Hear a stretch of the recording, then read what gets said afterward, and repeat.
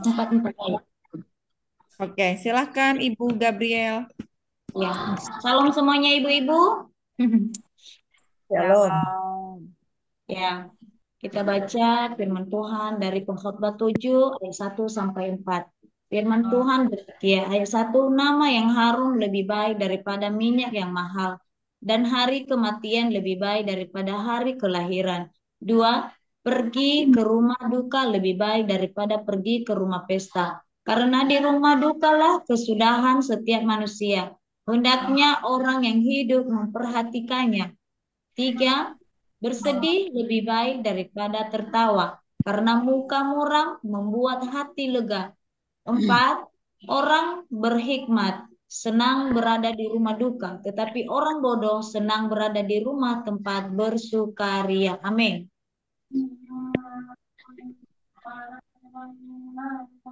Memang mendengar hardikan umat lebih baik daripada mendengar nyanyian orang bodoh. Karena seperti bunyi duri terbakar di bawah kuali. Demikian tertawa orang bodoh. Ini pun sia-sia. Sungguh kemerdekaan membodohkan orang berhikmat dan uang suap masukkan hati, merusakkan hati. Akhir sebuah hal lebih baik daripada awal. Panjang sabar lebih baik daripada tinggi hati. Jangan lekas-lekas marah dalam hati karena amarah mendadak orang bodoh. Janganlah mengatakan mengapa zaman Kok jadi dulu banyak lebih banget? baik zaman sekarang, karena bukannya berdasarkan hikmat engkau menanyakan hal itu. Amin. 4 ayat ya nanti. 4 ayat. Tapi nggak apa-apa udah Nggak duluan. apa-apa. Mm-mm. Udah ayat 11. Hikmat adalah Hikmat adalah sama baiknya dengan warisan dan merupakan suatu keuntungan bagi orang-orang yang melihat matahari. Ayat 12. Karena perlindungan hikmat adalah seperti perlindungan uang. Dan beruntunglah yang mengetahui bahwa hikmat memelihara hidup pemilik-pemiliknya. Ayat 13. Perhatikanlah pekerjaan Allah. Siapakah dapat meluruskan apa yang telah dibengkoknya? Ayat 14. Pada hari mujur bergembiralah, tetapi pada hari malang ingatlah bahwa hari malang ini pun dijadikan Allah seperti juga hari mujur, supaya manusia tidak dapat menemukan sesuatu mengenai masa depannya. Amin. Pengkhotbah 7 ayat 15, 16, 17, 18. Demikian firman Tuhan.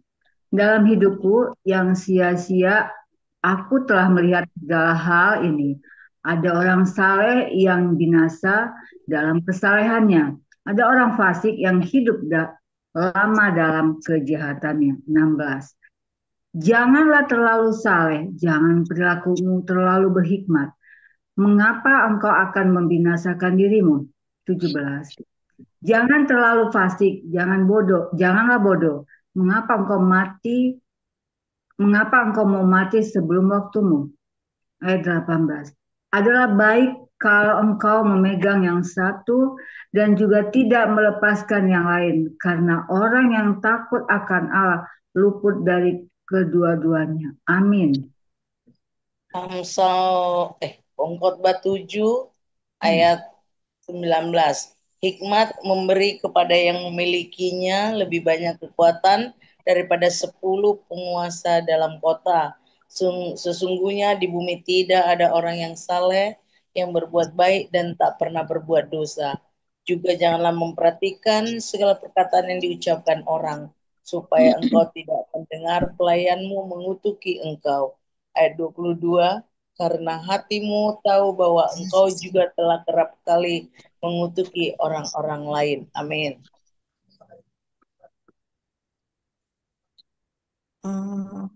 Pengkhotbah 7 ayat 23, pengajaran hikmat yang mengecewakan.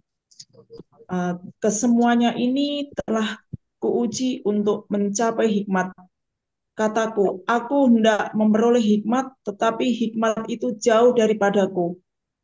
Apa yang ada itu jauh dan dalam, sangat dalam. Siapa yang dapat menemukannya? Aku tujukan perhatianku untuk memahami menyelidiki dan mencari hikmat dan kesimpulan serta untuk mengetahui bahwa kefasikan itu kebodohan dan kebebalan itu kegilaan. Ayat 26, dan aku menemukan sesuatu yang lebih pahit daripada maut, perempuan yang adalah jala dan hatinya adalah jerat dan tangannya adalah belenggu. Orang yang dikenan Allah terhindar daripadanya, tetapi orang berdosa ditangkapnya. Amin. Ayat yang ke-27, lihatlah, ini yang kudapati, kata pengkhotbah. Sementara menyatukan yang satu dengan yang lain untuk mendapat kesimpulan. Ayat yang ke-28, yang masih kucari tetapi tidak kudapati. Kudapati seorang laki-laki di antara 1000, tetapi tidak kudapati seorang perempuan di antara mereka. Ayat yang ke-29, lihatlah, hanya ini yang kudapati, bahwa Allah telah menjadikan manusia yang jujur, tetapi mereka mencari banyak dalih. Pengkhotbah ke-8, pasal yang ke-8, siapakah seperti orang berhikmat dan siapakah yang mengetahui keterangan setiap perkara? Hikmat manusia menjadikan wajahnya bercahaya dan berubahlah kekerasan wajahnya. Amin.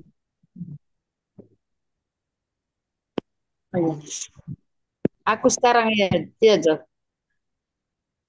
Ya, Kak E. Oke ya. Pasal 8 ayat 2 ya.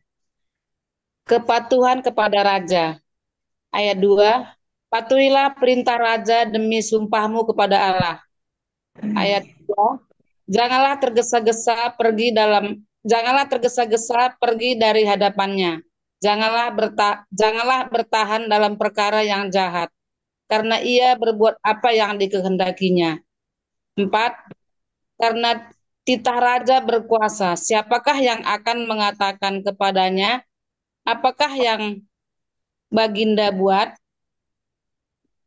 Ayat 5, siapa yang mematuhi perintah tidak akan mengalami perkara yang mencelakakan, dan hati orang berhikmat mengetahui waktu pengadilan. Amin. Masih ada terusnya.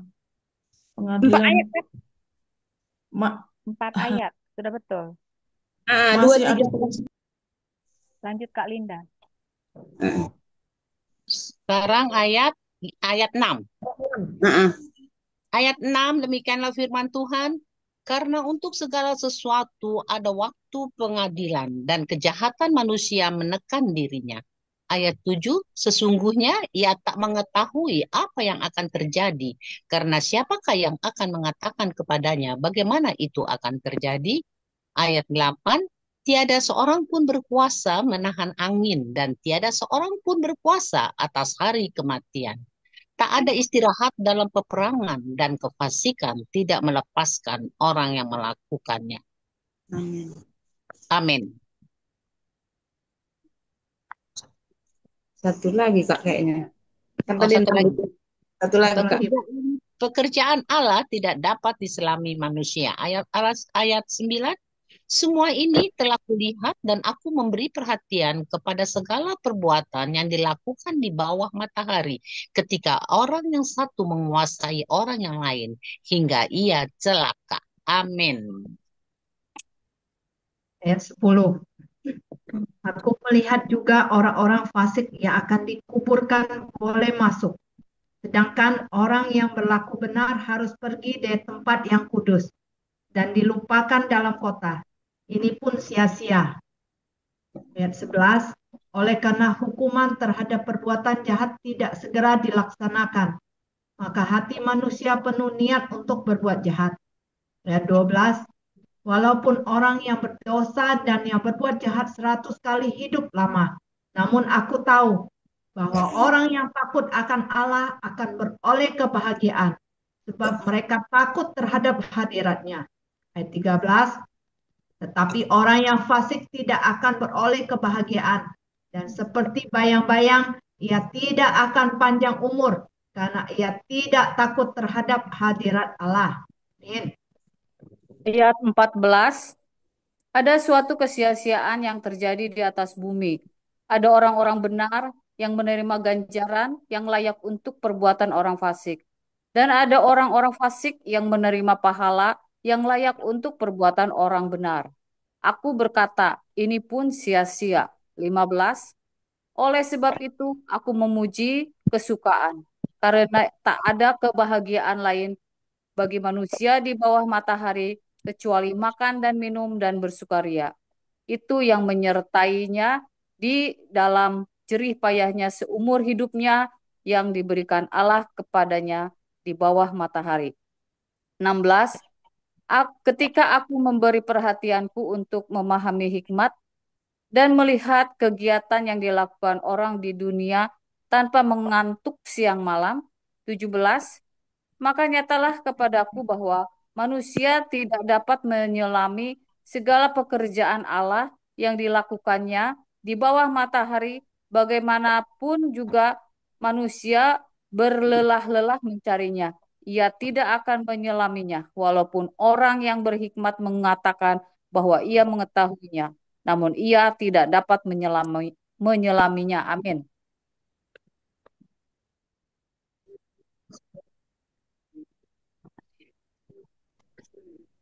Cik Neneng, Cik Neneng. Ibu Yani, silahkan. Enggak, Cik Neneng non, Mes. Oh, Iya. Ya udah lanjut aja ke Bu Ellen. Oh, ini nih, Pengkhotbah Cik Neneng. Sorry. Pengkhotbah 9 ayat 1. Nasib semua orang sama. Sesungguhnya semua ini telah kuperhatikan. Semua ini telah kuperiksa, yakni bahwa orang-orang yang benar dan orang-orang yang berhikmat dan perbuatan-perbuatan mereka, baik kasih maupun kebencian, ada di tangan Allah. Manusia tidak mengetahui apapun yang dihadapinya. Ayat 2. Segala sesuatu sama bagi sekalian, nasib orang sama, baik orang yang benar maupun orang yang fasik, orang yang baik maupun yang jahat, orang yang tahir maupun orang yang najis, orang yang mempersembahkan korban maupun yang tidak mempersembahkan korban. Sebagaimana orang yang baik, begitu pula orang yang berdosa. Sebagaimana orang yang bersumpah, begitu pula orang yang takut untuk bersumpah. Ayat 3. Inilah yang celaka dalam segala sesuatu terjadi di bawah matahari. Nasib semua orang sama. Hati anak-anak manusia pun penuh dengan kejahatan dan kebebalan ada dalam hati mereka seumur hidup. Dan kemudian mereka menuju alam orang mati. Ayat 4. Tetapi siapa yang termasuk orang hidup mempunyai harapan, karena anjing yang hidup lebih baik daripada singa yang mati. Amin. Ayat 5, karena orang-orang yang hidup tahu bahwa mereka akan mati, tetapi orang yang mati tidak tahu apa-apa. Tak ada upah lagi bagi mereka. Bahkan kenangan kepada mereka sudah lenyap. Ayat 6, baik kasih mereka maupun kebencian dan kecemburuan mereka sudah lama hilang. Dan untuk selama-lamanya tak ada lagi bahagian mereka dalam segala sesuatu yang terjadi di bawah matahari. Ayat 7, mari, makanlah rotimu dengan sukaria, dan minumlah anggurmu dengan hati yang senang, karena Allah sudah lama berkenan akan perbuatanmu.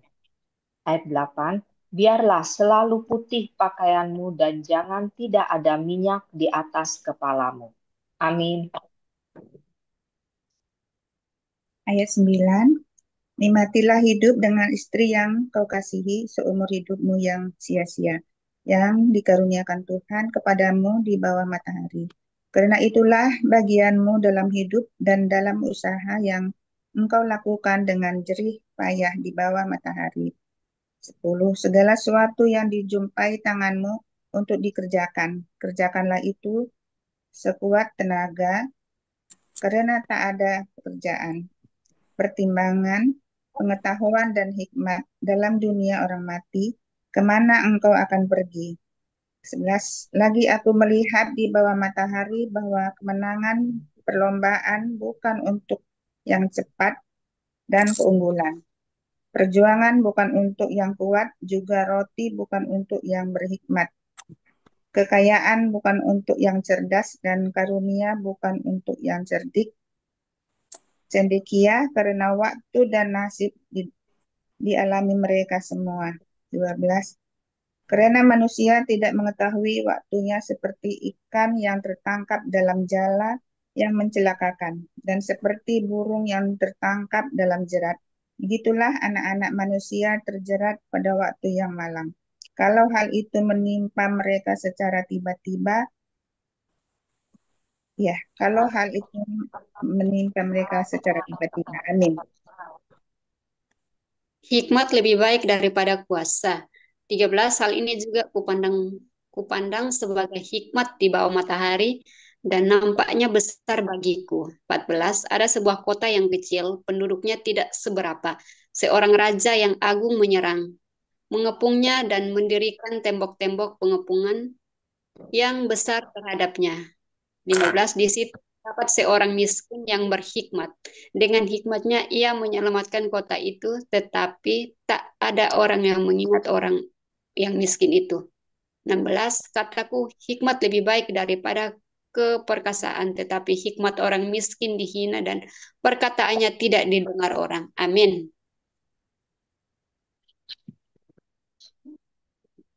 Ayat 17, perkataan orang berhikmat yang didengar dengan tenang lebih baik daripada teriakan orang yang berkuasa di antara orang bodoh. 18, hikmat lebih baik daripada alat-alat perang, tetapi satu orang yang keliru dapat merusakkan banyak hal yang baik. Pasal 10, akibat kebodohan. Pasal 10 ayat 1, lalu yang mati menyebabkan ucapan dari pembuat ucapan berbau busuk, demikian juga sedikit kebodohan lebih berpengaruh daripada hikmat dan kehormatan. Ayat 2, hati orang berhikmat menuju ke kanan, tetapi di hati orang bodoh ke kiri. Amin. Ayat 3, juga kalau ia berjalan di lorong, orang bodoh itu tumpul pikirannya, dan ia berkata kepada setiap orang itu bodoh. Jika amarah penguasa menimpa engkau, janganlah meninggalkan tempatmu, karena kesabaran mencegah kesalahan-kesalahan besar. Ada suatu kejahatan yang kulihat di bawah matahari sebagai kehilafan yang berasal dari seorang penguasa. Pada banyak tempat yang tinggi didudukkan orang bodoh, sedangkan tempat yang rendah diduduki orang kaya. Amin.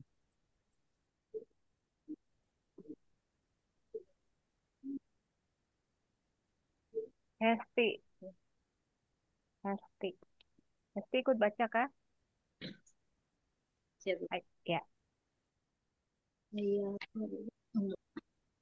Ayat 7.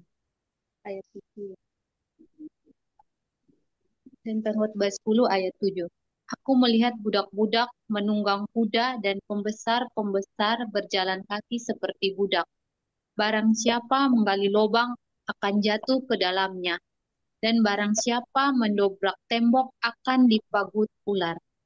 Ayat 9, barang siapa memecahkan batu akan dilukainya, barang siapa membelah kayu akan dibahayakannya. Ayat 10, jika besi menjadi tumpul dan tidak diasah, maka orang harus memperbesar tenaga, tetapi yang terpenting untuk berhasil adalah hikmat. Amin.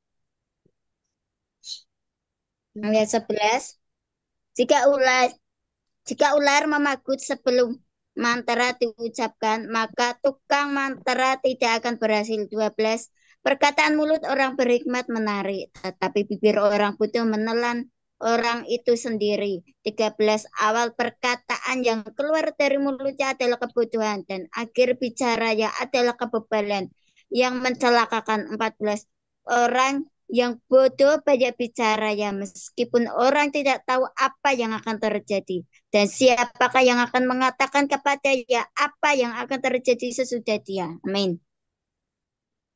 Ayat 15. Jeripaya orang bodoh melelahkan orang itu sendiri, karena ia tidak mengetahui jalan ke kota. Ayat 16. Wahai engkau tanah, kalau rajamu seorang kanak-kanak dan pemimpin-pemimpin pun pagi-pagi sudah makan. Ayat 17, berbahagialah engkau tanah, Kalau rajamu seorang yang berasal dari kaum pemuka, dan pemimpin-pemimpinmu makan pada waktunya dalam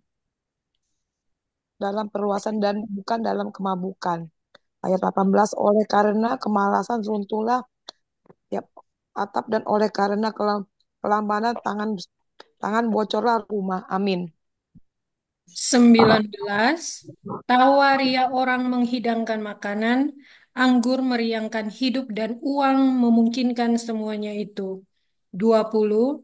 Dalam pikiran pun janganlah engkau mengutuki raja, dan dalam kamar tidur janganlah engkau mengutuki orang kaya, karena burung di udara mungkin akan meneruskan ucapanmu, dan segala yang bersayap dapat menyampaikan apa yang kau ucapkan. Pengkhotbah 11, hikmat tentang risiko dalam hidup. 1. Lemparkanlah rotimu ke air, sesungguhnya lama setelah itu engkau akan mendapatnya kembali. 2. Berikanlah bagian kepada 7, bahkan kepada 8 orang, karena engkau tidak tahu malapetaka apa yang akan terjadi di atas bumi. Amin. Ayat yang ketiga, bila awan-awan sarat mengandung hujan, maka hujan itu dicurahkannya ke atas bumi. Dan bila pohon tumbang ke selatan atau ke utara, di tempat pohon itu jatuh, disitulah ia tinggal terletak. 4. Siapa senantiasa memperhatikan angin tidak akan menabur, dan siapa senantiasa melihat awan tidak akan menuai. Ayat yang kelima, sebagaimana engkau tidak mengetahui jalan angin dan tulang-tulang dalam rahim seorang perempuan yang mengandung, demikian juga engkau tidak mengetahui pekerjaan Allah yang melakukan segala sesuatu. Ayat yang ke-6, taburlah benihmu pagi-pagi hari, dan janganlah memberi istirahat kepala tanganmu pada petang hari, karena engkau tidak mengetahui apakah ini atau itu yang akan berhasil atau kedua-duanya sama baik. Amin. Ayat yang ke-7, terang itu menyenangkan dan melihat matahari itu baik bagi mata. Oleh sebab itu, jikalau orang panjang umurnya, biarlah ia bersukacita di dalamnya. Tetapi hendaklah ia ingat akan hari-hari yang gelap, karena banyak jumlahnya segala sesuatu yang datang adalah kesia-siaan. Nasihat bagi pemuda-pemudi. Bersukarialah hai pemuda dalam kemudaanmu, biarlah hatimu bersukaria pada masa mudamu. Dan turutilah keinginan hatimu dan pandangan matamu. Tetapi ketahuilah bahwa karena segala hal ini, Allah membawa engkau ke pengadilan. Buanglah kesedihan dari hatimu dan jauhkanlah penderitaan dari tubuhmu, karena kemudahan dan fajar hidup adalah kesia-siaan. Amin. Pasal 12 ayat 1, ingatlah akan penciptamu pada masa mudamu, sebelum tiba hari-hari yang malang dan mendekat tahun-tahun yang kau katakan, tak ada kesenangan bagiku di dalamnya. 2, sebelum matahari dan terang, bulan dan bintang-bintang menjadi gelap, dan awan-awan datang kembali sesudah hujan. 3, pada waktu penjaga-penjaga rumah gemetar, dan orang-orang kuat membungkuk, dan perempuan-perempuan penggiling berhenti karena berkurang jumlahnya, dan yang melihat dari jendela semuanya menjadi kabur. 4, dan pintu-pintu di tepi jalan tertutup, dan bunyi penggilingan menjadi lemah, dan suara menjadi seperti kicauan burung, dan semua penyanyi perempuan tunduk. Amin. 5, 6, 7, 8. 5-8. Juga orang menjadi takut tinggi dan ketakutan ada di jalan. Pohon badam berbunga, belalang menyeret dirinya dengan susah payah dan nafsu makan tidak dapat dibangkitkan lagi karena manusia pergi ke rumahnya yang kekal dan meratap-ratap berkeliaran di jalan.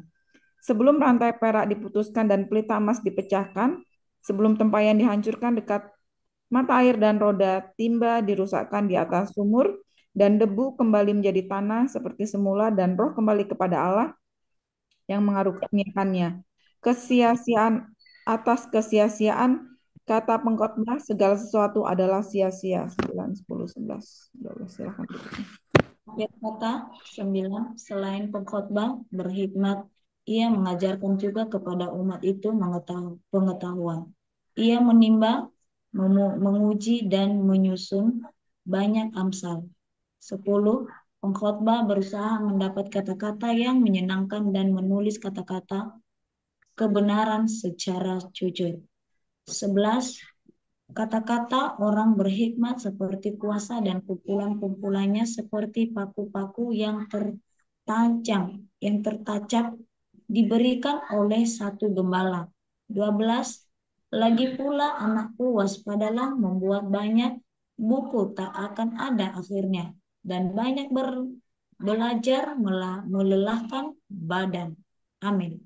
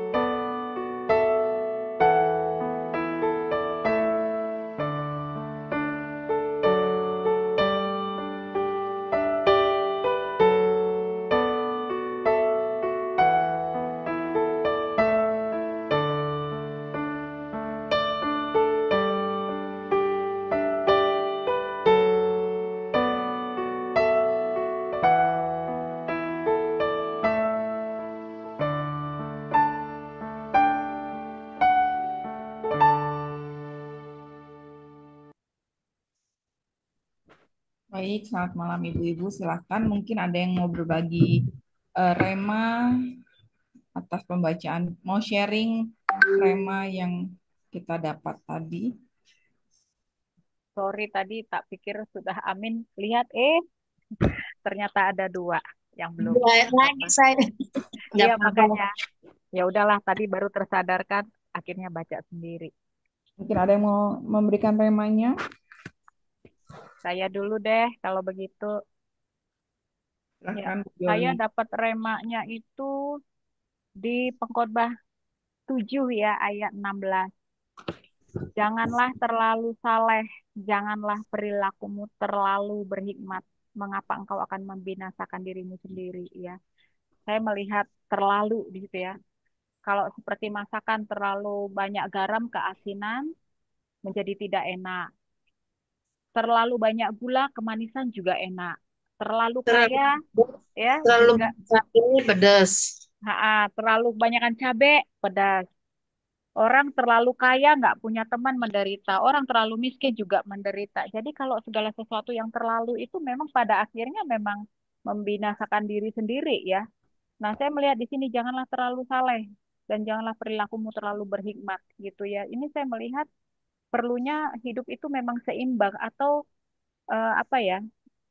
Kalau nggak terlalu itu apa sih? Pokoknya seimbang ya. Saya melihat di sini kita itu didorong untuk menjadi apa mempunyai kehidupan yang seimbang gitu ya. Jadi tidak terlalu ekstrim, terlalu fanatik juga tidak bagus gitu ya, menimbulkan peperangan ya. Bisa menghakimi kan seperti itu. Jadi tidak terlalu ekstrim dalam hal apapun termasuk misalnya dalam hal terlalu baik ya. Terlalu baik nanti dikerjain orang terus kan seperti itu ya. Tidak terlalu tidak jadi termasuk di dalam hal kebaikan dan kebijaksanaan gitu. Jadi kalau kita menganggap diri kita terlalu ya misalnya di dalam hal ini terlalu saleh, terlalu perilakunya berhikmat gitu ya, itu terjadi kesombongan pada akhirnya ya tanpa kita menyadari gitu.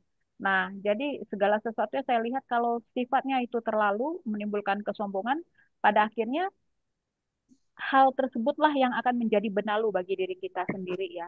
Itu akan menghancurkan diri kita. Jadi eh, di sini kita diminta untuk hidup itu seimbang ya. Jadi jangan terlalu karena segala sesuatu yang sifatnya terlalu akan dapat menghancurkan diri sendiri. Itu aja Bu Mary. Thank you. Baik, Bu Joli, terima kasih banyak. Ya, terlalu itu ternyata juga, ya bukan ternyata ya, memang nggak baik ya kalau terlalu itu ya. Apalagi keterlaluan, itu nggak baik banget. Oke, ada lagi. Mungkin saya dulu ya yang mau berbagi rema. Rema saya malah di 2 ayat yang tadi tidak terbaca sama kita di Pengkhotbah 12, ayat 13 dan 14. Akhir kata dari segala yang didengar ialah takut akan Allah dan berpeganglah pada perintah-perintahnya, karena ini adalah kewajiban setiap orang, karena Allah akan membawa setiap perbuatan ke pengadilan yang berlaku atas segala sesuatu yang tersembunyi, entah itu baik, entah itu jahat. Nggak tahu kenapa saya baca apa ayat ini itu saya terharu banget. Saya juga pernah baca itu di pembacaan kita kapan bahwa sebenarnya Tuhan itu mengukur setiap perbuatan kita kayak gitu. Jadi sekecil apapun itu Tuhan mengukur perbuatan kita. Jadi dengan kita takut akan Allah itu sebenarnya menjadi rambu-rambu, menjadi rem diri kita sendiri dalam melakukan atau bertindak kayak gitu. Karena itu menjadi pengingat kita bahwa apapun yang kita lakukan, bahkan keputusan apapun yang kita lakukan, itu akan dibawa kepada pengadilan Allah nantinya. Saya pernah baca satu buku ya, buku, saya lupa buku apa itu, tapi di buku itu bicara bagaimana setiap keputusan kita, setiap ucapan yang kita ambil dan keputusan kita itu menjadi tanggung jawab kita, bahkan walaupun kita di bawah tekanan kayak gitu. Jadi misalnya kayak gini, ketika kita disuruh berbuat jahat atau kita disuruh menghujat Tuhan, tapi kita memang di bawah, sorry, bukan tentang menghujat Tuhan deh. Kita misalnya disuruh mengambil keputusan melakukan sebuah kejahatan gitu misalnya, yang sebenarnya kejahatan itu tidak berkenan di hadapan Tuhan. Tapi kita terpaksa mengambil keputusan itu karena kita di bawah tekanan atau di bawah pengaruh orang kayak gitu. Kita ketika di pengadilan Allah nanti kita nggak bisa nyalahin orang yang mempengaruhi pikiran kita. Kita nggak bisa eh, bilang sama Tuhan, Tuhan, saya melakukan itu karena dia mempengaruhi saya. Tuhan, saya nggak bisa, saya mengambil keputusan itu karena saya diancam. Itu kita nggak bisa ternyata. Tuhan akan bilang kayak gini. eh, jadi intinya, kenapa kamu mengambil keputusan itu gitu? Kenapa kamu mau dipengaruhi orang itu? Masalah orang itu nanti dia ada penghakimannya sendiri lagi. Tetapi masalahnya dengan kita ialah kenapa kita mau mengambil keputusan itu, walaupun kita di bawah pengaruh atau di bawah ancaman. Mungkin ini juga terkait dengan iya, di atas tidak gitu. Selain tentang kejujuran, tentang sikap kita kalau memang kita kita memang takut akan Tuhan, semua keputusan kita itu memang walaupun kita di bawah tekanan, kadang-kadang kita di bawah sesuatu situasi yang sulit,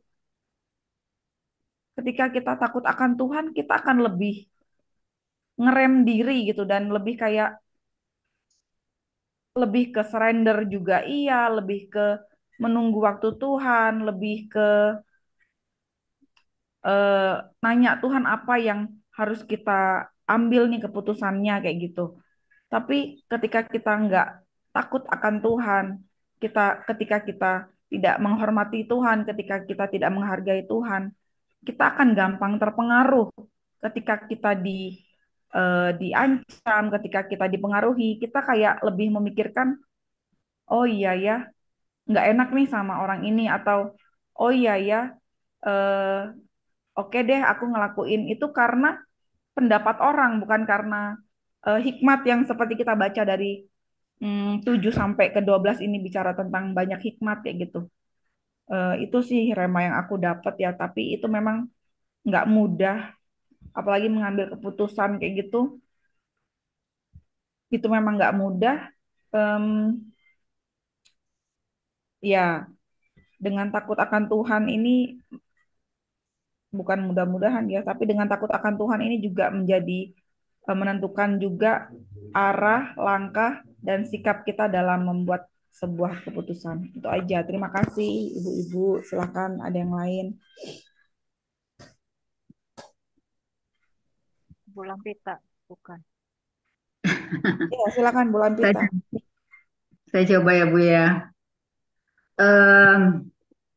Dari Pengkhotbah 7 ayat 1, 2, 3. Kalau melihat ayat 1, 2, 3 ini, kita melihat kepada Salomo, ini dari Pengkhotbah yang dibuat oleh Salomo, bagaimana dia merenungkan kehidupannya dia di hari tuanya ya. Kenapa yang terjadi? Karena kemerosotan imannya, kemerosotan kerohaniannya, merosot ya.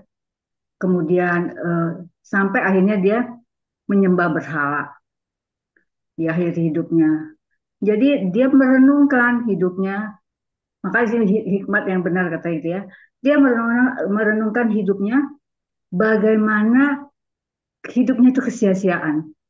Yang tadinya dia yang bagaimana ya, yang semua dimilikinya, yang terkaya, yang sampai hari ini seperti kemarin, kalau nggak salah Ibu Dede yang bilang ya, kekayaan belum ada yang mengimbanginya, kemasyhurannya belum ada sampai detik hari ini. Pada waktu akhir hidupnya dia merenungkan bahwa segala yang dibuatnya itu adalah suatu kesia-siaan. Dia berkata di dalam ayat 1, nama yang harum lebih baik daripada minyak mahal, dari hari kematian dan hari kematian lebih baik daripada hari kelahiran. Nama yang harum. Iya, sudah pasti minyak di sini apa? Kalau saya pikir minyak yang mahal di sini melambangkan apa? Kekuasaan orang, mungkin kepangkatan orang, kemudian kehebatan orang. Dibandingkan dengan nama yang harum. Nama yang harum itu tentunya manusia itu harus berbuat baik dan namanya pasti akan dikenang semua orang, terutama semua orang deh ya, yang mengenal dia. Itu lebih baik daripada kepangkatan kesosialannya yang tinggi itu. Di sini dikatakan lagi, hari kematian lebih baik daripada hari kelahiran. Kenapa hari kematian lebih baik daripada hari kelahiran? Kalau saya coba merenungkan, kenapa hari kematian itu lebih baik daripada hari kelahiran? Karena hari kematian itu kita sudah bersatu dengan Tuhan. Ini tentu bagi yang percaya pada Yesus dan taat dan mengerjakan keselamatannya. Tentu itu ya. Jadi sedangkan ketika itu kita udah pasti bersama Tuhan Yesus, kita bersukacita bersama Yesus, bersama Tuhan Yesus.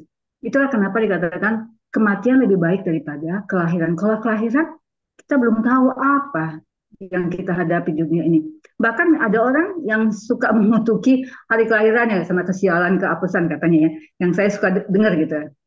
Nah ini, tetapi hari kematian sudah pasti bagi orang yang percaya dan selalu bersandar kepada Tuhan dan melakukan semua kehendak Tuhan. Lalu dikatakan di ayat kedua, pergi ke rumah duka lebih baik daripada pergi ke pesta, karena rumah duka kesudahan setiap manusia, hendak orang yang hidup memperhatikan. Iya, pergi ke rumah duka daripada ke pesta adalah lebih baik ke rumah duka. Kenapa? Karena dalam kedukaan, di situ kita melihat inilah akhir hidup orang. Ketika dia mengakhiri hidupnya, dia menanyakan apa yang telah diri kita langsung bertanya, pada waktunya pun saya akan seperti itu, dan apa yang sudah saya lakukan. Jadi pada saat kita ke rumah duka, kita merenungkan kehidupan kita, hari-hari akhir kita, akan perbuatan kita semua. Tetapi kalau pesta kan kita hanya bersenang-senang, kita tidak ingatlah itu. Jadi ketika kita ke rumah duka itu kita menjadi hidup dengan bijaksana, menjalani hidup ini bijaksana. Jadi kita di saat kita masuk ke rumah duka itu banyak yang kita renungkan hari-hari kita dan kita menjadi lebih bijaksana. Jadi semakin takut dengan Tuhan karena pada waktunya kita pun akan mengalami seperti apa yang dialami orang meninggal. Saya teringat pada saat kita kan orang Kristen kan kalau hari Paskah kan ke gereja, ke kuburan pagi. Saya suka bilang sama anak-anak, ketika kita berdoa, saya bilang gini, jangan kamu anak-anak saya bilang atau adik-adik saya bilang, jangan kamu kirain kalau kita berdoa di sini bukan kita berdoa karena kuburannya, tidak. Kita tetap berdoa sama Tuhan dan kita mengingatkan kita pada suatu waktu kita seperti mereka ini yang telah dipanggil Tuhan terlebih dahulu. Jadi kalian, saya suka bilang, mengingatkan saya dan anak-anak dan saudara saya bahwa bijaksanalah hidup karena waktunya pun kita akan seperti mereka juga. Itu yang saya dapat. Kemudian yang ketiga, di sini saya berkata bersedih lebih baik daripada, ya. Kenapa dikatakan bersedih lebih baik daripada tertawa? Karena di saat kita bersedih, disitulah kita semakin dekat kepada Tuhan. Semakin kita menyadari hidup kita, pada saat kesedihan kita terjadi, kita selalu mencari Tuhan. Coba kalau kita lagi tertawa, mungkin kita lupa akan kehidupan. Tapi kita kalau kita semakin sedih, susah itu selalu kita mengingat Tuhan, menyerahkan dan berharap kepada Tuhan. Kalau saya nggak salah, kalau saya nggak ingat di dalam eh, di dalam 2 Korintus 12 ayat 9 yang kata Tuhan udah cukuplah apa ya? Katanya kata Tuhan kesempurnaan aku apa ya? Saya coba baca ya Bu ya. Saya coba ke ayat 9 dikatakan begini. Namun jawab Tuhan kepadaku, cukuplah anugerahku bagimu sebab justru dalam kelemahanlah kuasaku menjadi sempurna. Jadi kenapa lebih baik ya? Karena kuasa Tuhan itu juga justru sempurna dalam kelemahan kita. Demikian. Terima kasih.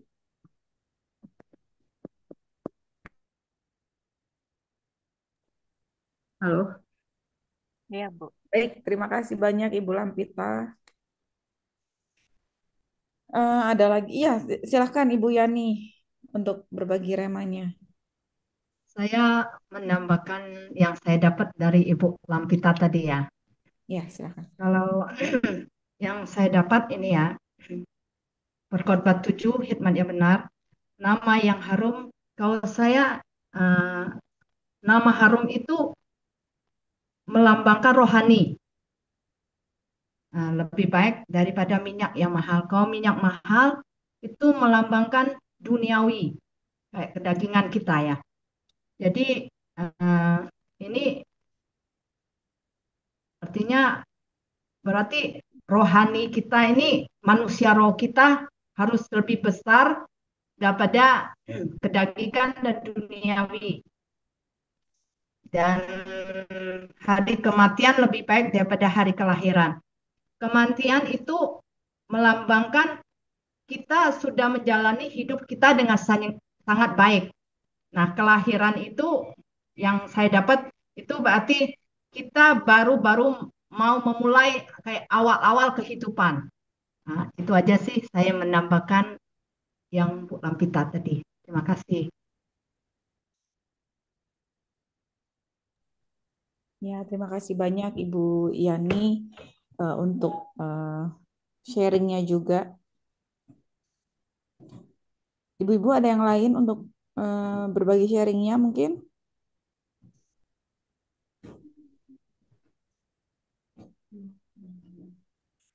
Nyimak aja Bunda lagi ini rame di sini Bun. Oh iya, ya, siap-siap. Baik Ibu Gabriela. Ada lagi yang mau berbagi rema? Pembacaan kita pada malam hari ini dari Pengkhotbah 7 sampai ke 12. Mungkin, oh iya, Kak Mensi silakan. Ya, Kak Mary, terima kasih. Kak Mary, saya dapat di Pengkhotbah 11 ayat 10. Saya bacakan ya.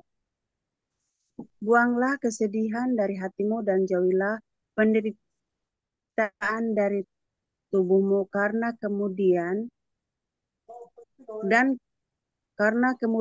dan fajar hidup adalah kesia-siaan. Jadi ini sampai saya ambil ayat ini Kak Mary bahwa segala sesuatu yang tadi kita baca dari awal pengkhotbah itu kan segala sesuatu kesia-siaan. Dan saya percaya bahwa dengan pengkhotbah ini mengingatkan kita bahwa ada kadang-kadang kita merasa bahwa hidup kita ini sangat berharga. Memang kita merasa sangat berharga. Tetapi di sisi lain kita baca di sini, pengkhotbah juga mengingatkan segala sesuatu yang adalah kesia-siaan dalam hidup kita. Jadi buat apa? Kadang-kadang kita punya masalah yang mungkin sangat membuat kita sedih dan merasa tidak berharga di mata Tuhan atau di mata manusia. Tapi dengan pembacaan ini mengingatkan dan membuka pikiran saya, pikiran saya bahwa segala sesuatu yang kita perjuangkan selama ini, mungkin pekerjaan, mungkin hal-hal yang mungkin kita merasa lebih berharga daripada Tuhan atau hal-hal yang mungkin kita merasa takut kehilangan. Tapi di sini saya merasakan bahwa segala sesuatu yang kita lakukan di muka bumi ini, segala sesuatu yang hanya sementara seperti itu. Jadi saya ambil pelajaran bahwa semuanya di ayat 10 kan dibilang buanglah kesedihanmu. Berarti kita belajar untuk ya selalu mengucap syukur, selalu mengasihi Tuhan, selalu menjauhi segala sesuatu yang mungkin membuat kita menderita. Karena ketika kita sakit hati, sedih, akan tubuh kita juga akan terpengaruh dan akan ada sakit penyakit apapun itu. Jadi dengan ini saya dikuatkan, saya dikuatkan untuk tidak mengikat segala sesuatu dalam hidup saya seperti mungkin harta atau apapun itu, dan saya berserah penuh kepada Tuhan. Dan itu yang saya dapat, Kak Mary. Terima kasih. Ya, amin, amin, amin. Makasih banyak Kak Mensi sharingnya. Ya, kita memang betul harus surrender sama Tuhan. Bahkan ketika kita nggak ada jawaban pun kita tetap tanya Tuhan apa jawabannya. Karena kita minta jawaban yang memang sesuai dengan Tuhan mau apa gitu ya dalam hidup kita ya. Janganlah pakai hikmat manusia, tetapi hikmat Roh Kudus. Oke, ini udah jam 8, mungkin kalau misalnya nggak ada yang mau sharing lagi. Aku mau. Oh ya, silakan Kak Dede, silakan. Gak apa-apa ya? Ya boleh, silakan. Oke. Ini aku dapat dari Pengkhotbah 7 sama Pengkhotbah 9. Sebenarnya yang Pengkhotbah 9 itu tuh aku dapat bukan pas hari ini, tapi tadi dikuatkan banget. Itu LAI itu menyebutnya nasib semua orang sama. Saya sempat nyari kok bisa gitu kan. Tapi di sini di ayat yang kedua segala sesuatu sama bagi sekalian, nasib orang sama gitu. Terus saya tadi sempat nanya, kok bisa sih Tuhan ini teh kok sama gitu? Apa bedanya gitu? Apa bedanya kita dengan yang lain? Ternyata di sini dikatakan sebagaimana orang yang bersumpah, begitu pula orang yang takut akan takut untuk bersumpah. Satu. Terus yang kedua, orang yang baik maupun orang yang jahat, orang yang tahir maupun orang yang najis, orang yang mempersembahkan korban maupun orang yang tidak mempersembahkan korban, semuanya sama. Dua. Terus celakalah dalam segala sesuatu yang terjadi di bawah matahari, nasib semua orang sama, hati-hati. Nah, tapi di sini ada warning. Hati-hati anak manusia pun penuh dengan kejahatan. Oh my God. Ini anak-anak manusia ya, bukan anak-anak Tuhan ya. Anak-anak manusia, saya kembali lagi, kita pernah baca sih. Hati manusia itu licik, lebih licik daripada segala sesuatu. Jadi dengan kata lain, kalau hati manusia adalah licik, kecenderungan hati manusia itu selalu untuk kepentingan diri sendiri. Jadi selalu cenderung untuk menomorsatukan dirinya dibandingkan dengan orang lain itu. Kenapa dia disebut sebagai nasib semua orang sama. Kemudian yang ke ayat yang ke berapa sebentar? Ayat yang ke-11-nya. Lagi aku melihat di bawah matahari bahwa kemenangan perlombaan bukan untuk yang cepat dan keunggulan perjuangan bukan untuk yang kuat. Juga roti bukan untuk yang berhikmat, kekayaan bukan untuk yang cerdas, dan karunia bukan untuk yang cerdik cendikia. Karena waktu dan nasib dialami mereka semua. Jadi kalau misalnya saya simak dari pasal 9 ini menyebutkan bahwa sebenarnya kalau misalnya manusia mengejar segala sesuatu itu sebenarnya sia-sia. Dengan kata lain, kita berjerih lelah, dikatakan kita berjuang, misalnya lebih cepat daripada yang lain, lebih kuat daripada yang lain, tapi ternyata itu tuh bukan diberikan untuk mereka yang seperti itu dengan usaha manusianya. Tapi Allah memberikan segala sesuatu itu kepada yang diperkenannya. Jadi, kalaupun bisa kita berjuang dengan kemampuan kita sendiri, dengan usaha manusia sendiri, maka itu semuanya akan lenyap. Makanya di ayat 11 ini kenapa dimunculkan gitu kan? Karena usaha manusia sekeras apapun usaha manusia untuk mencapai segala sesuatu, itu nggak akan ada apa-apanya dibandingkan dengan perkenanan Tuhan. Nah, kemudian saya balik ke Pengkhotbah 7. Di situ akhir segala sesuatu lebih baik daripada awalnya. Saya nyari, Tuhan ini maksudnya gimana? Ternyata di situ itu Tuhan kasih satu kata, hikmat. Hikmat itu sama baiknya dengan warisan. Bahkan hikmat itu memberi lebih banyak kekuatan daripada penguasa dalam kota. Jadi kalau misalnya saya balik ya pembacaannya bukan 789 tapi 987, ternyata ini ada korelasinya. Jadi kalau misalnya kita saya baca dari pasal 9 kemudian balik ke pasal 7, ternyata Tuhan memberikan peringatan kepada saya khususnya gitu ya, kepada kita semua bahwa kita tuh nggak boleh melakukan segala sesuatu dengan kerja keras kita, dengan kekuatan kita, karena itu di mata Tuhan itu sama aja dengan bohong. Itu nol gitu kan. Nah, ketika kita melakukan segala sesuatu itu, maka dibilang nasib semua orang juga sama. Kamu mau bekerja keras dengan usaha kamu, ya ujung-ujungnya juga sama. Kamu misalnya mau dengan kemampuan kamu, dengan kehebatan kamu, ujung-ujungnya juga sama. Kita tuh sedang ngantri gitu kan. Tapi yang harus kita cari adalah di sini hikmat. Saya baca The Vision yang Rick Joyner itu, ternyata yang disebut dengan hikmat itu adalah Yesus sendiri gitu.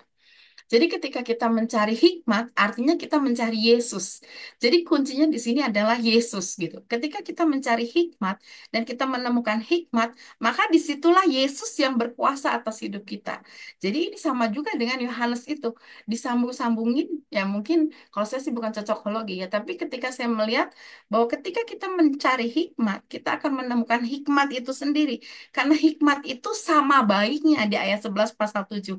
Hikmat itu sama baiknya dengan warisan. Dan hikmat itu memberi lebih banyak kekuatan. Karena pada dasarnya hikmat itu adalah Yesus sendiri. Memang dunia ini menawarkan ada hikmat yang lain. Tapi itu akan lenyap dengan sendirinya. Dunia ini sedang lenyap dengan segala apa namanya yang ada di dalamnya. Tetapi ketika kita menerima hikmat yang berasal dari Allah, maka kalaupun kalaupun misalnya kita memang sedang ngantri nih untuk yang tadi Bu Lampita bilang, kita tuh semua akan masuk ke dalam masa perhentian. Kita tuh akan masuk ke dalam masa di mana kita akan rest in peace gitu kan. Tapi kita mengisi waktu-waktu kita bersama-sama dengan hikmat itu sendiri. Di sini di Pengkhotbah 8 ayat 16, ketika aku memberi perhatianku untuk memahami hikmat dan melihat kegiatan yang dilakukan orang di dunia, kita akan bisa melihat, nah kita tuh siapa? Apakah gambaran Yesus itu sudah ada? Apakah hikmat Yesus itu sendiri sudah ada di dalam kita? Apakah kita memang sudah menyatu dengan hikmat itu sendiri? Kalaupun misalnya kita sudah menyatu dengan hikmat itu sendiri, maka kita akan bisa mengatakan kekuatan itu sudah kita dapatkan. Karena Allah sendiri yang memberikan kekuatan itu kepada kita.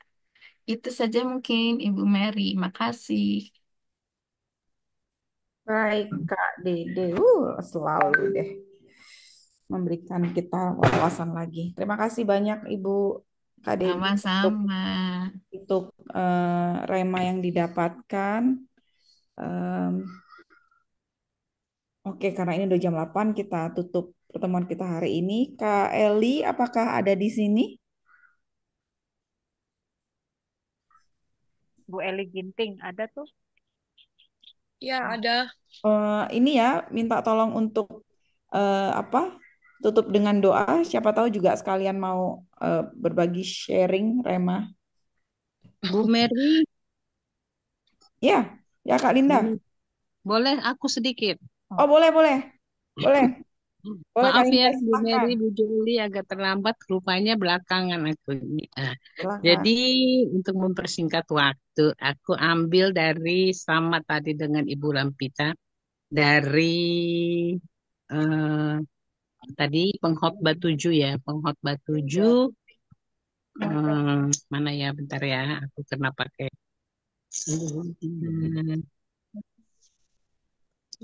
Bentar.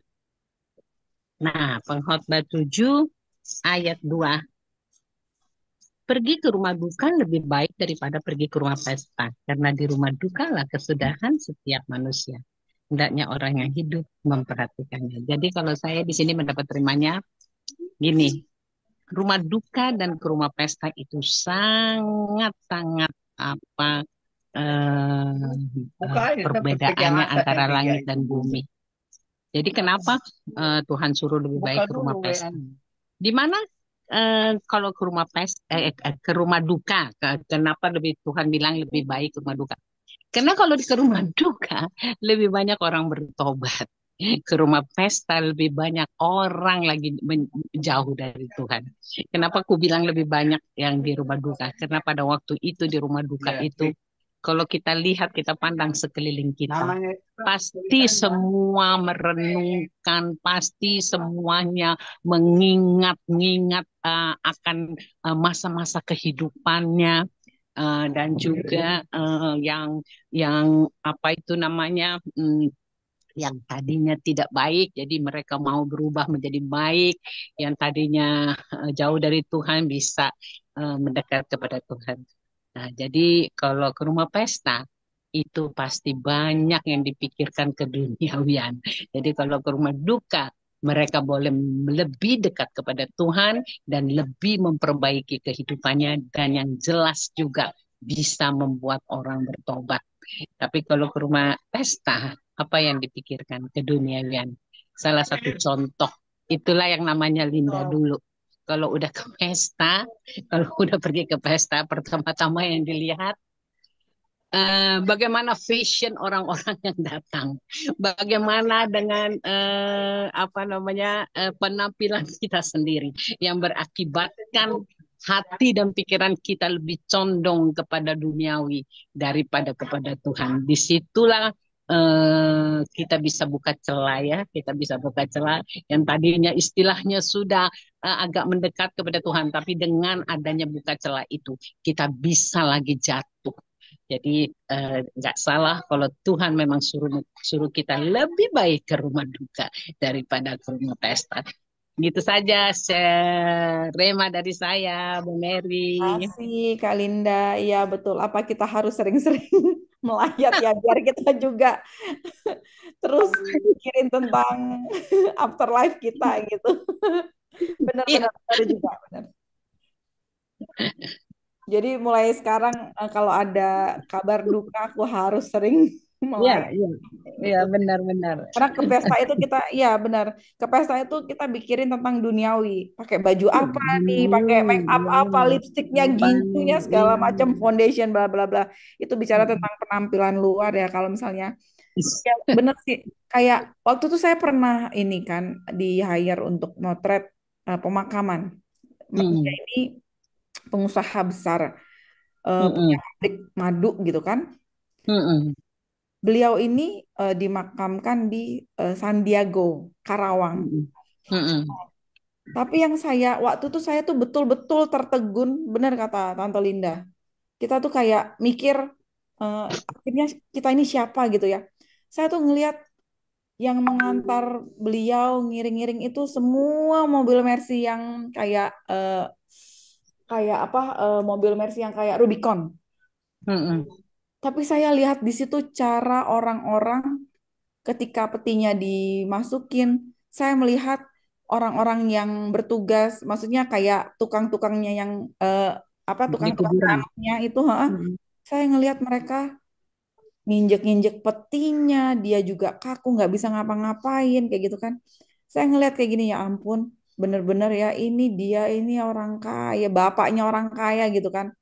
Bapaknya orang kaya gitu. Itu pun dia diinjak-injak oleh mungkin secara duniawi juga dengan tukang gitu ya. Maksudnya bukan apa, cuman ya gitu.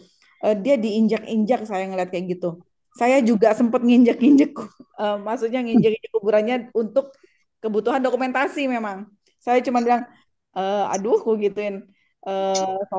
Yang bukan sopan atau enggak, cuman waduh, aku gituin. Aku jaga kayak berpikir, wah, kalau saya sudah mati, atau kita lah manusia udah mati, betul-betul kayak udah nggak ada harga diri sama sekali gitu. Benar-benar yang dilihat itu cuman perbuatan kita, apa yang udah kita perbuat gitu waktu hidup kayak gitu. Oke, terima kasih banyak Tante Linda. Sama-sama. Kak Eli mungkin boleh dibantu untuk tutup dengan doa pertemuan kita malam hari ini. Kalau mau dimulai dengan sharing dulu juga silahkan Kak Eli Ginting. Doa aja ya. Kita mari bersatu di dalam doa. Orala bata kasikin arala baya sandara pakara asyiken Terima kasih Bapak, terima kasih Tuhan Yesus, terima kasih Roh Kudus. Kami ibu-ibu pembaca Alkitab Tuhan malam ini telah selesai Tuhan membaca Alkitab. Terima kasih Bapak, terima kasih Roh Kudus. Banyak sekali pembelajaran-pembelajaran yang kami dapat Tuhan dalam firman-Mu malam ini Tuhan. Di mana kami Tuhan harus benar-benar takut akan Tuhan. Akhir dari sekata semua yang kami baca, semua yang kami pelajari adalah intinya kami harus takut akan Engkau Tuhan dan berpegang kepada perintah-Mu karena Engkau adalah firman itu sendiri ya Allah. Jadikan kamu semua ibu-ibu pembaca Alkitab di tempat ini Tuhan, untuk benar-benar apa yang kami pelajari bisa kami terapkan dalam kehidupan kami pribadi lepas pribadi Tuhan. Bukan hanya sekedar kami membaca, tapi kami mengerti dan dapat melakukannya sehingga kami bersinar dan terang Tuhan di sekitar kami. Jadi terang, jadi berkat buat orang banyak Bapak. Terima kasih Tuhan, terima kasih Tuhan. Pakai kami terus jadi terang Tuhan. Buat orang-orang, buat dunia ini Tuhan di dalam nama Yesus Kristus. Bahkan Tuhan bawa terus kami untuk mendapatkan rema-rema dalam firman-Mu Tuhan. Sehingga rema itu kami pegang Tuhan dalam hidup kami dan nyata Tuhan bagi hidup kami. Terima kasih Bapak, terima kasih Tuhan. Sedangkan hikmat itu adalah Engkau sendiri Tuhan. Engkau yang ada di dalam kami ya Roh Kudus Tuhan Yesus. Terima kasih Bapak, terima kasih Tuhan. Kau berkati Ibu Joli Tuhan sebagai ketua di tempat ini yang terus Tuhan mengajak kami untuk membaca firman. Sungguh Bapak ini membuat menjadi berkat buat kami. Ini suatu wadah yang luar biasa Bapak. Kami bisa bertumbuh dalam firman-Mu. Berkati Ibu Joli, berkati pelayanannya, berkati keluarganya Tuhan Yesus. Terima kasih Bapak. Engkau perluas Tuhan kapasitasnya Tuhan di dalam melayani Engkau Tuhan. Sehingga banyak jiwa-jiwa dimenangkan Tuhan di dalam nama Tuhan Yesus Kristus. Terima kasih Bapak. Kami juga berdoa semua Tuhan Yesus untuk ibu-ibu di tempat ini Tuhan. Ibu Marina Ginting, Ibu Lampita, Ibu Linda Panjaitan, Ibu Dede, Ibu Yersi, Ibu Nur Hayati, Ibu Angela, Ibu Ellen, Ibu Esther Pasar, Ibu Esti Susianti, Ibu Evi, Ibu Hesti, Ibu Ida, Ibu Carla, Ibu Marina Kamangi, Ibu Mensi, Ibu Mary, Ibu Neti, Ibu Nurbaya, Ibu Risa, Ibu Sofi, Ibu Yani, bahkan Ibu Gabriel, Bapak. Tuhan, Tuhan Kau berkati kami, Tuhan. Inilah kami ibu-ibu yang berbeda. Tuhan Kau tahu, Tuhan pribadi lepas pribadi pergumulan kami, Tuhan. Engkau yang melakukannya, Tuhan. Engkau jawaban atas semua hidup kami. Berkati semua ibu-ibu ini, Tuhan Yesus. Berkati semua kehidupan kami, Tuhan. Pribadi lepas pribadi, Tuhan. Engkau sebagai penolong buat kami semua, Tuhan. Ibu-ibu yang Kusebut namanya tadi. Terima kasih, Tuhan. Inilah kami, Ibu yang percaya, Tuhan. Ibu yang menjadi terang, Bapak. Terima kasih, Tuhan. Kami telah selesai membaca firman-Mu malam ini, Tuhan. Tapi kami percaya, Tuhan, kasih dan kuasa-Mu itu terus menyertai kami. Terima kasih Bapak, sementara kami akan beristirahat. Tutup bungkus kami bersama keluarga kami semua dengan kuasa darah-Mu yang kudus. Terima kasih Bapak, terima kasih Roh Kudus di dalam nama Yesus Kristus. Haleluya, haleluya. Amin. Amin.